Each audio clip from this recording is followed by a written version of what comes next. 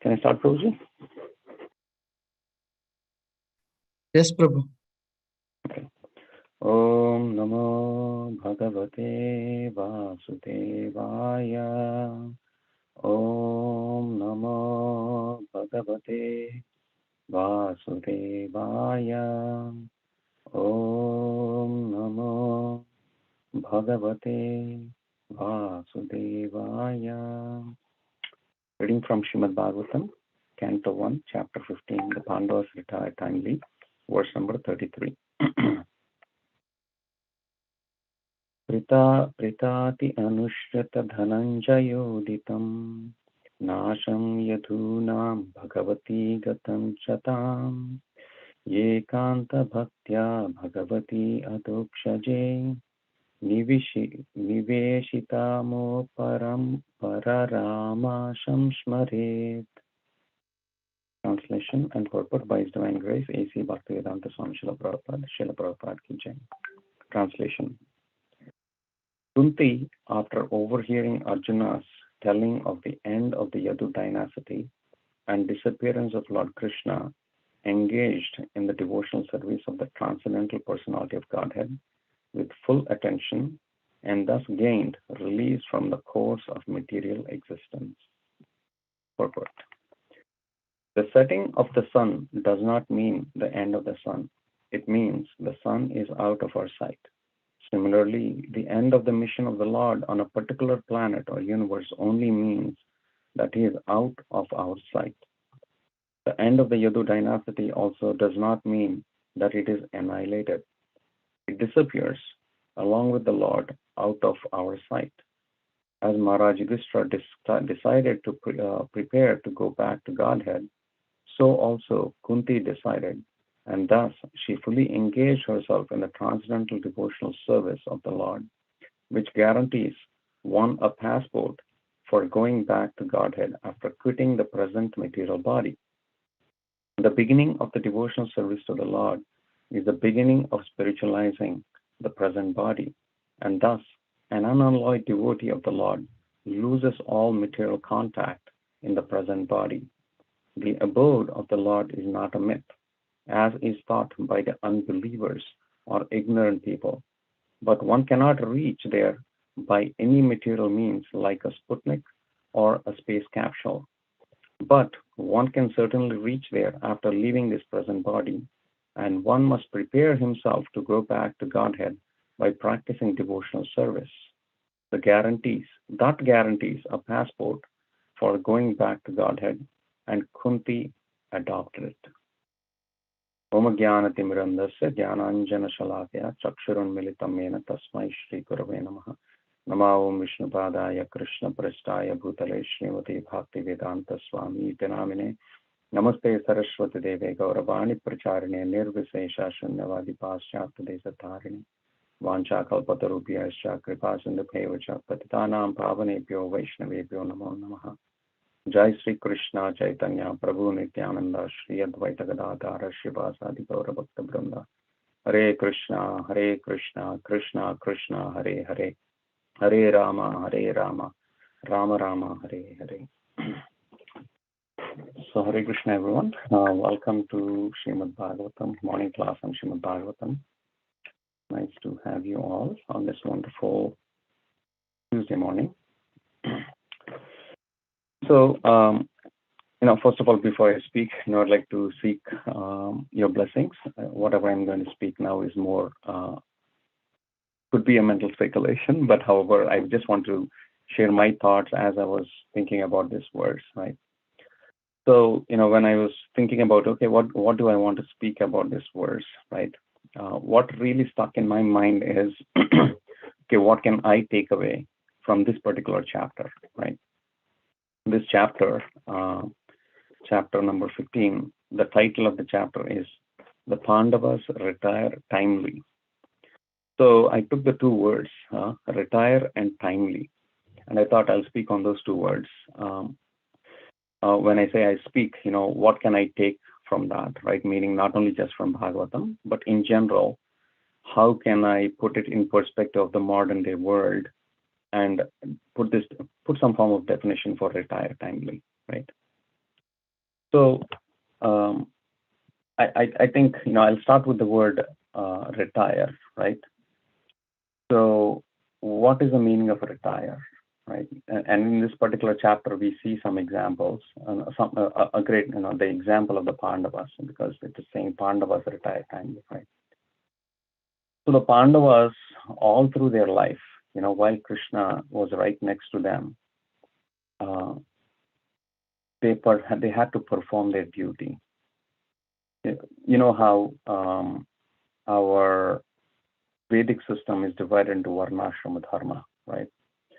Brahmacharya, Grahastha, Vanaprastha, and Sannyas. Now, you can technically say retire means retire from the active duty from this material world of governing this material world. One may be running a kingdom, one may be running a family, one may be performing a job, in essence, to maintain that ashrama of Grahastha. Because, we hear several times that Grahastha ashram, or, one can be a Grahastha or a Grahamedi.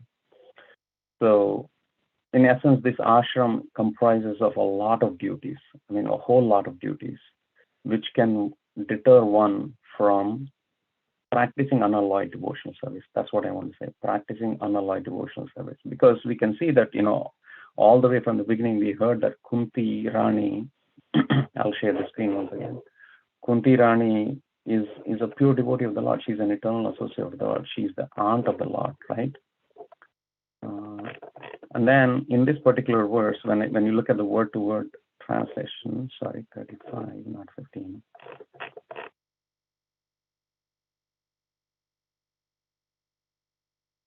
Yeah, 33. So, one can say, no, Kunti was performing unalloyed devotional service all along, right? But then how come there is a major change that is happening when Krishna leaves this material world? And what is this verse saying?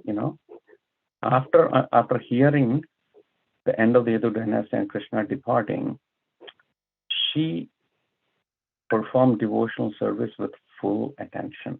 And even more is a word-to-word translation. It says, ekanta. I think ekanta can be translated to unalloyed, like in this verse, or ekanta also in most of us know from Hindi translation. Ekanta means exclusive, in seclusion, right? So that is a huge thing that we need to understand here. Hare Krishna, can you hear me? Yes, Prabhu. Yes, Prabhu. Yes. Okay, because my phone was acting, I didn't know if it was connected or disconnected. So, ekanta, or meaning ekanta, meaning secluded devotional service. No, when I say secluded in the sense like we can still be among people, and we hear, if you try to practice secluded devotion like Bharat Maharaj, there is a chance of falling down. But seclusion means, being detached from the material activities. So that is what is the meaning of retired. Retired means, most of us are doing devotional service. I don't think we will do anything different 50 years from now, right? We will still be performing, we'll be still be hearing Bhagavatam, we'll be still, maybe performing some services at the temple and whatnot. But on top of our mind, right now, our highest mind is, when will this Bhagavatam class end? I need to log in for my next call. I need to figure out maybe how to do a presentation, maybe how to do, deliver a deadline or whatnot. There is a whole lot of things going on in our mind. Where Krishna becomes, yes, if you take a pie chart or like a pizza, a slice of it is Krishna consciousness. But most of the other activities are, while devoted, they're still more focused on getting things done. I need to get this done. I need to attend this phone call. I need to perform this activity and whatnot. But then that is taking us away from taking a deep dive into Krishna consciousness, right? So that is the meaning of retire. Retire means cutting ourselves or voluntarily leaving the other activities that deter us from devotional service and making that our exclusive, activity, because that is our eternal nature, right? Jivera Swarupa Hai Krishnera Nityadhas. meaning our relationship with Krishna. So this is all Sambandha Gyan, meaning, this can be easily spoken in words. But how do I implement this in my life? That's where Abhideya comes into play, meaning how do you put that into practice in life, right? That Abhideya, or this, can be learned through observing our acharyas, right? What did people do in the past? And can I follow in their footsteps? A very simple plan is, a lot of times people try to plan for their retirement in this material world. Okay, meaning, how can I sustain myself when I'm retired, when I don't have income or whatnot, right? And then people say, oh, what did people do in the past? They put a 401k, they saved some money, blah, blah, blah, blah, right? So in a sense, how did our acharyas do this in their life, right? So the closest acharya, some of them that we can relate to is, especially for people who are coming from Grihastha Ashram, are Srila Prabhupada and also Srila Bhaktivinoda Thakur, right? So I thought I'll speak a little bit about Bhaktivinoda Thakur, and then I want to use that timely word. As earlier I said, I'll speak on retire and timely. Let us also find out what is the meaning of timely and retire from Bhaktivinoda Thakur's life. The reason I chose Bhaktivinoda Thakur is, between Srila Prabhupada and Bhaktivinoda Thakur, is in the Sunday school. In summer, we like to do certain activities. Typically, at least in my class, we do Srimad Bhagavatam. But in the summer, we take off during summer and we do an ad hoc topic during summer so that the children get some other aspects of Krishna consciousness. Last year we did Govardhan Parikrama, so they got to understand Govardhan Hill and also the various temples around Govardhan Hill. So this year we took Acharya series. Now we want to learn about different Acharyas, so that's what we're doing. So one of the Acharyas that I was studying to teach the kids was Bhaktivinoda Thakur. With the help of Vrindavan Prabhu, we were able to do that. I want to take this opportunity to thank Vrindavan Prabhu for also jumping in and helping the kids understand about Bhaktivinoda Thakur. So as I was studying about Bhaktivinoda Thakur, something really stuck to me about the life of Bhaktivinoda Thakur. We always heard about the accomplishment of Bhaktivinoda Thakur, right? We in the material world itself, we talk about how big of a magistrate he was. He held the highest position in the British rule, whatnot, right? But when I took a deeper dive in understanding Bhaktivinoda Thakur, some more things came into light. So what it is I think, at least for me, is I try to understand the backdrop of Bhaktivinoda Thakur's life.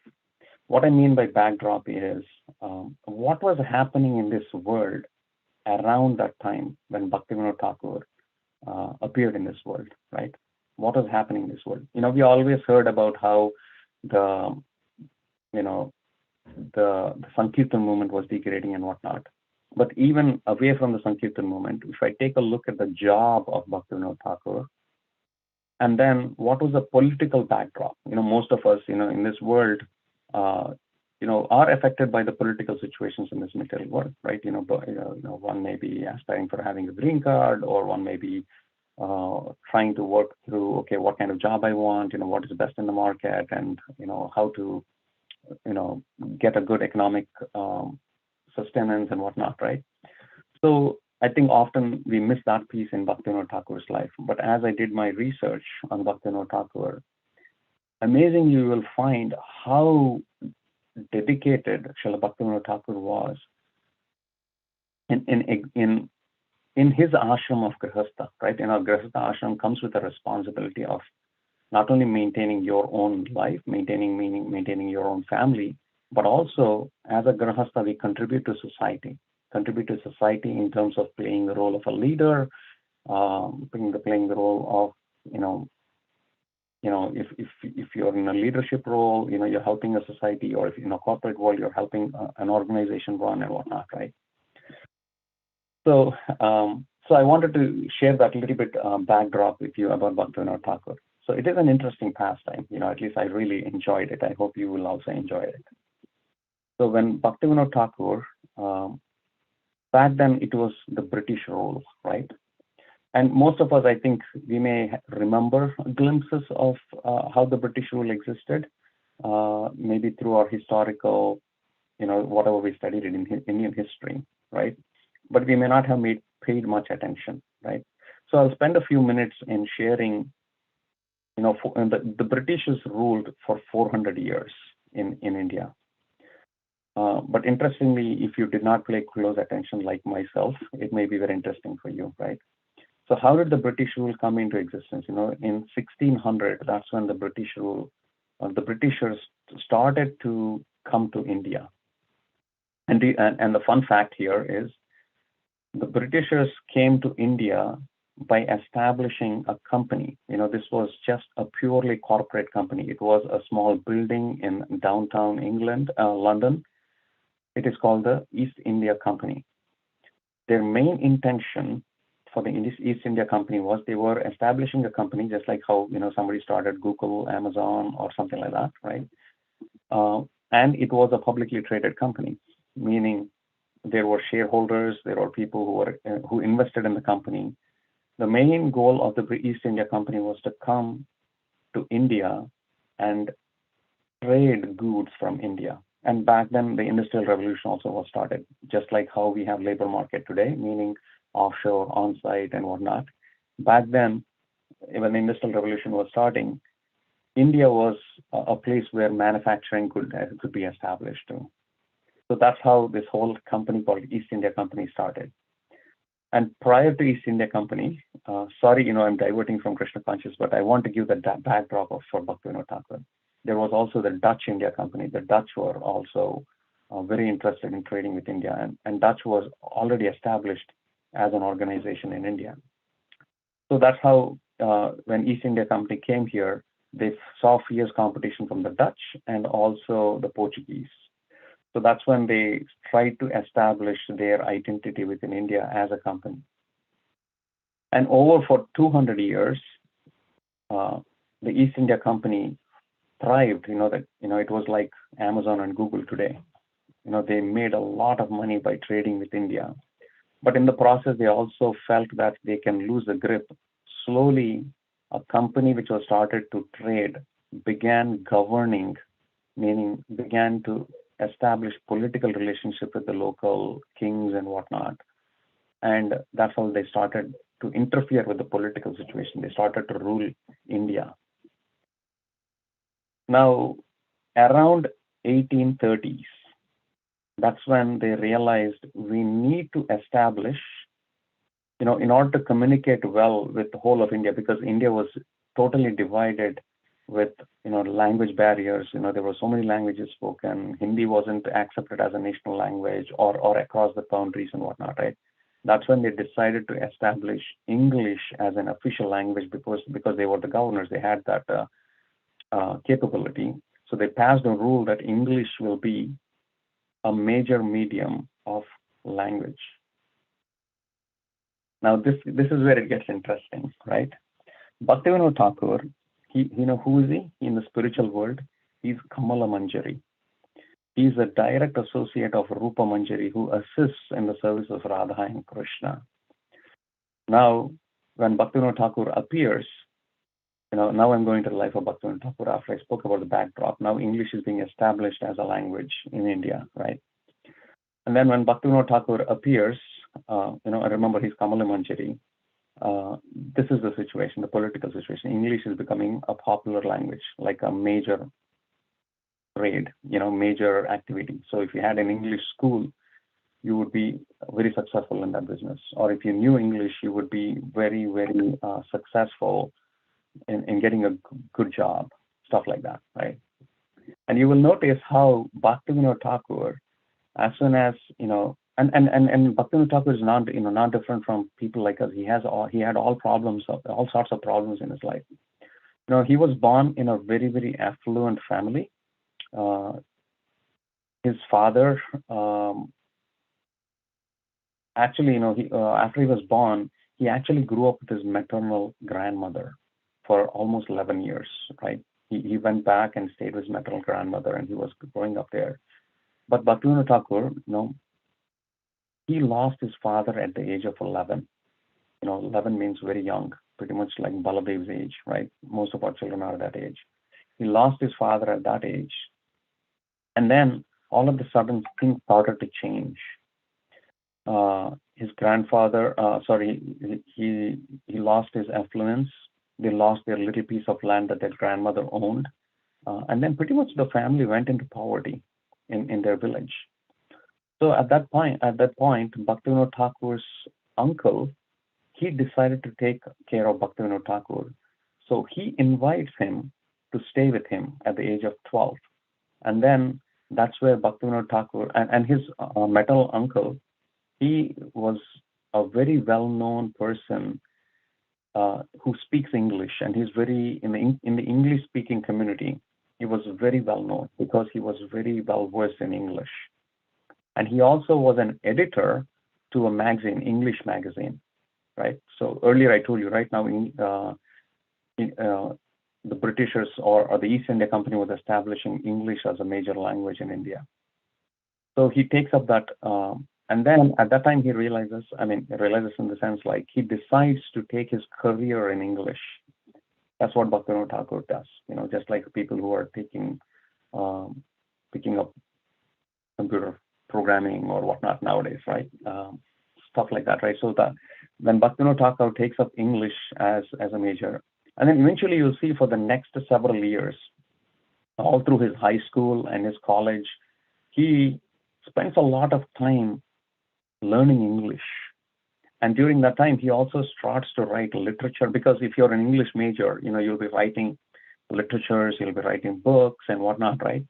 And he starts writing many books in English. He I think in his early days of college, he writes a 12-volume book on the biography of a king called, his name is Puru, I think.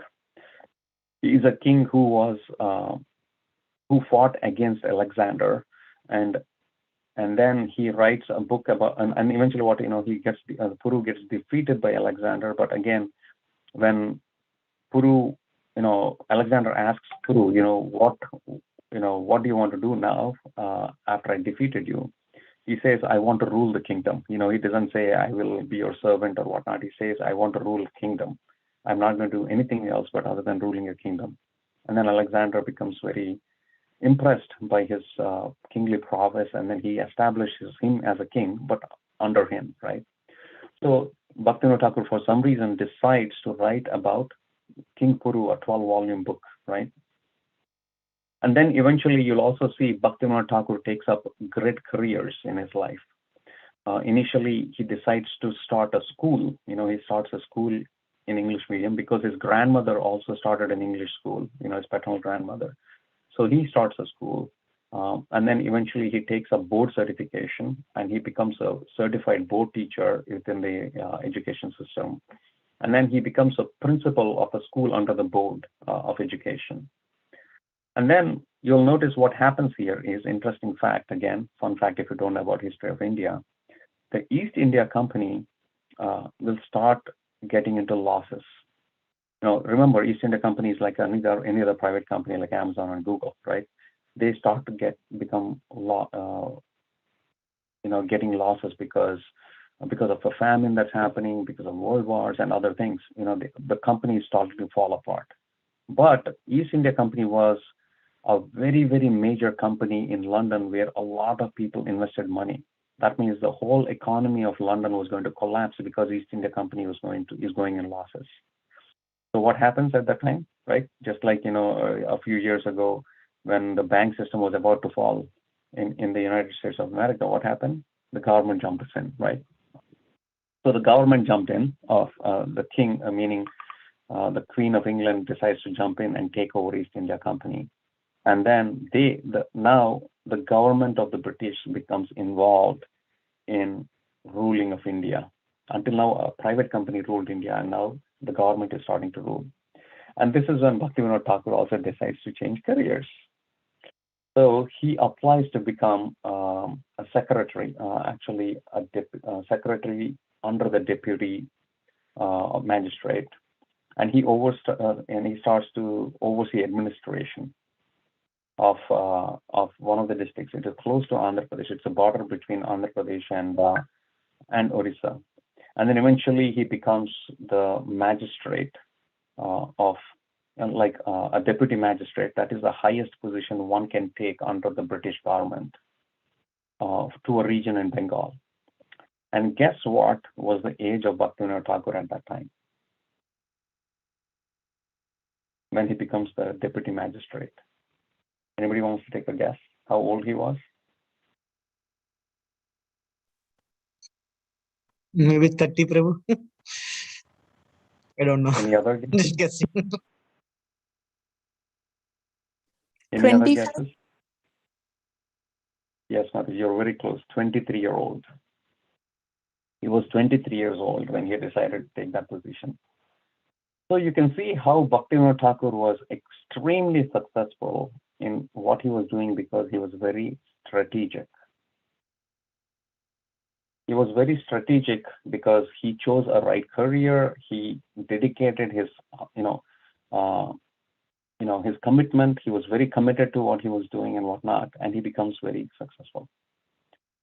And then over the several years after that, right, he gains a great reputation under the British government, and we know, and after this we hear all the stories, and most of us are very familiar with it, right? How Bhaktivinoda Thakur has, gained political affluence, and then he suppresses all the forces that are opposing religion. If it was somebody else who was an unknown person, meaning unknown person in the political influence or whatnot, do you think it would have been easier? Or it would have been extremely difficult, right? But see how Bhaktivinoda Thakur's background helps him or establish the Sankirtan, actually revive the Sankirtan movement, which was completely lost, right? 200 years after Chaitanya Mahaprabhu's meaning departing from this material world, the Sankirtan movement was totally lost. There was only one copy of Chaitanya Charitamrita. Today, if we are reading Chaitanya Charitamrita and if we are able to understand the bhavas or the rasa tattva or even the books of Rupa Goswami, credit goes to Bhaktivinoda Thakur and to what his position in this society was. So the reason why I brought this up is I wanted to bring this in retire timely, right? So what do we want to do at the time of retirement? If you do not define that for ourselves prior to retirement, there is very little that we will achieve during retirement. What I mean to say that is, for us to understand what, it is, Krishna himself says in Bhagavad Gita, right? One cannot live in this material world without doing anything.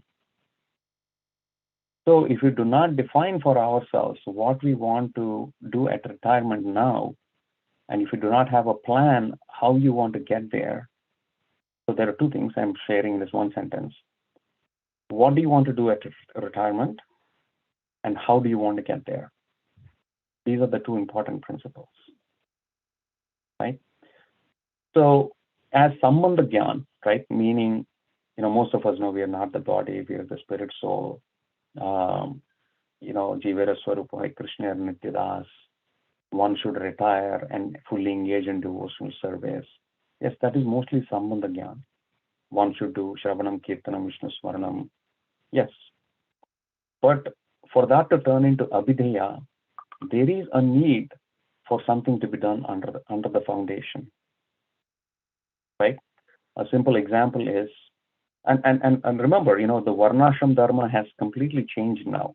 Meaning, in the past ages, when Varnashram Dharma was clearly there, the Grahastha ashram would completely take care of both the brahmacharis, the vanaprasthas, and the sannyasis. But that Varnashram Dharma is no longer there in its own true sense. So if you do not know how you are going to sustain at time of retirement, and if you want to become a burden to the society or burden to your loved ones, it will only create more trouble because your day to, another concept I want to quickly bring, I know we're running out of time, is there are different koshas, even for our material existence, there are different koshas that the Vedanta Sutras explain, right? There is Annamaya stage, meaning one has to sustain their body. Then there is Pranamaya, meaning our health inside within our body, how the pranas control our health, right? Then there is a Jnanamaya, meaning knowing of knowledge. Then there is inside within is Anandamaya, which is actually the true nature of the soul, Anandamaya Bhyasat. And then how that Anandamaya is connected with Krishna consciousness. But if the outer mayas are not, no, definitely we are not at the level of Anandamaya where we can ignore other koshas. If we get a headache, if we get a leg pain, we immediately need healthcare. As soon as you get up in the morning, you need food. Otherwise, our body will not be able to sustain, right? We need love and care. There's emotional states. We're not at the level of sannyas ashram. We are not level at the beyond this bodily platform. So what I'm trying to conclude here is, I'm going to leave with a question mark for each one of you to think about it, right? The more, what do I want to do when I retire from this material world, and how am I going to get there? Because I have to take care of the other koshas. We know what we are supposed to do, but in order for us to be enabled to do what we are supposed to do, there are something that needs to happen underneath. So each one of us, the takeaway for you all is these two questions. What do I want to do when I retire? And then second one is, how do I get to that position where I will be able to do what I want to do when I retire? This is where I would like to stop. I'll just leave some room for discussion if anybody wants to add any points or whatnot. Yeah.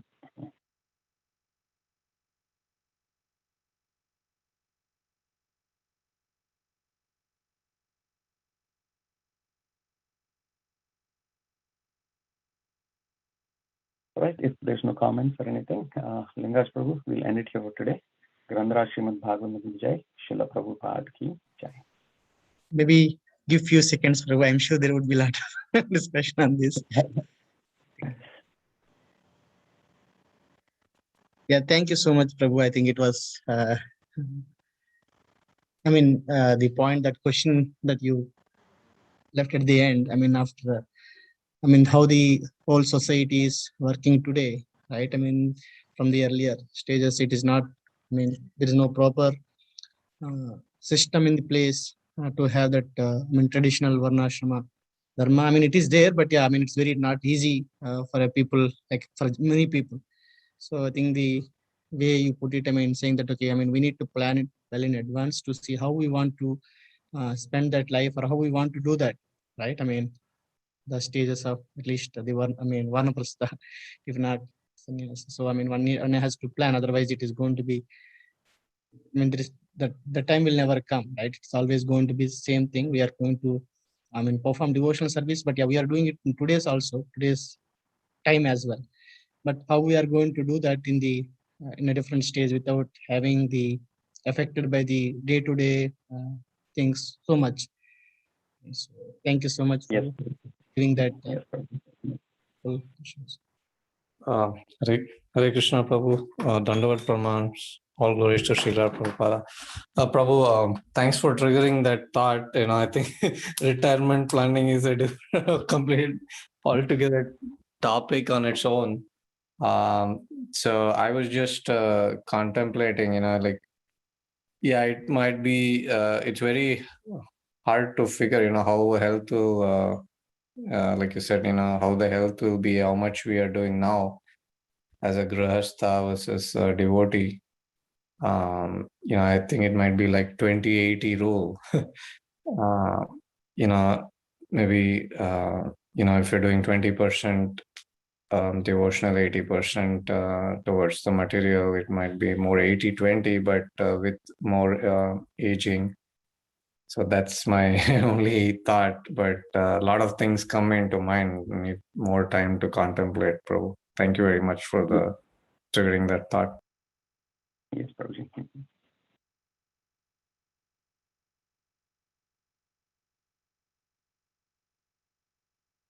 Okay. Lingesh Prabhu, are we good to end?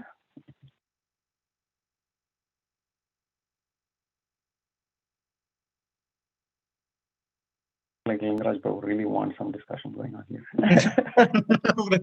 Yeah, I thought it's.